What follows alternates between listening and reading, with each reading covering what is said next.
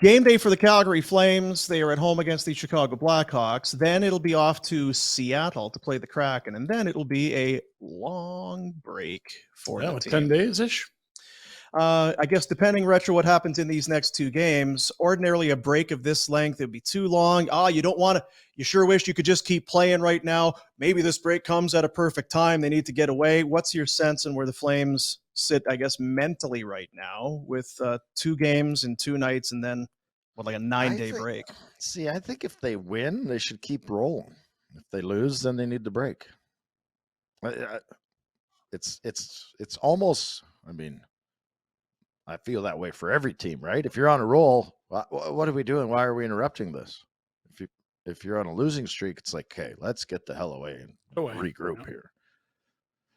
So I think the Tanev thing's the biggest, isn't it? Like, you just want all the time to get that guy a chance to be back, missing fewer games, not more. That feels to me like it trumps any other sort of situation in terms of, mental fatigue. That's big minutes. It's a crucial part of this team. The record without him is dog shit. I was going to say certainly Tanev because of the injury. And I don't know what you do. Is there some kind of, those kind of rehab things in the desert where you go and you just sit in a hot tub and it's like silent, some kind of a Zen thing?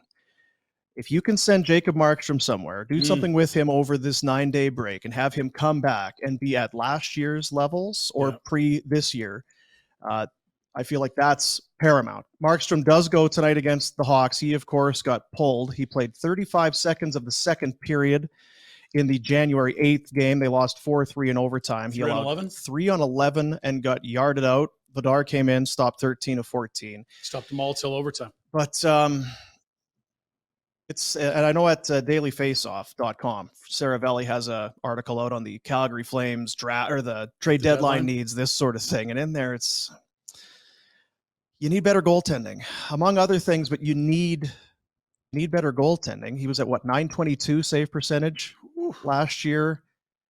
He hasn't been over 9 for any number of minutes this year. He comes into tonight 13, 12, and 5 is the record. 2.82 goals against, an 895 save percentage. He needs 30 to be games, better. 13 wins. That's not enough. Not near enough.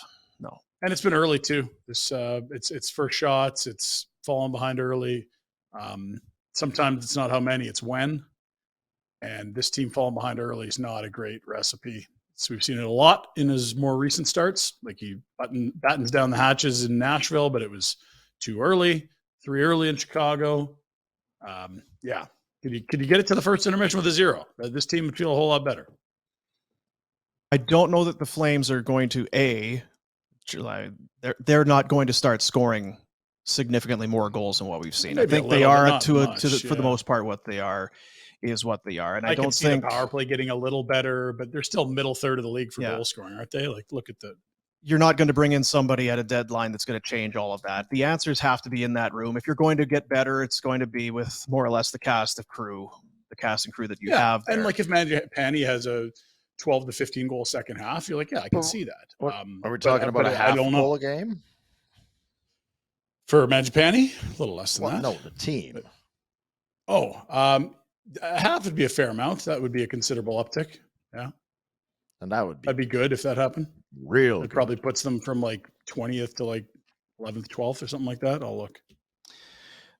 They're just, at this point, you are what your kind of record says you are. And was it last year, Daryl had kind of said they set out those pre-season goals. We want to be top 10. We want to be top 10.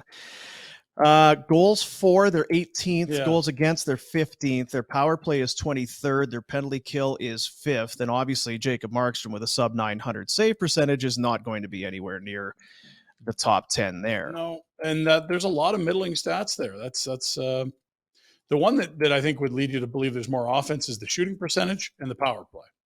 They're due for a little more luck around the net. That's, I think, like criminally low, below league average. They do seem to settle for lower quality shots, so I wouldn't expect them to go above league average.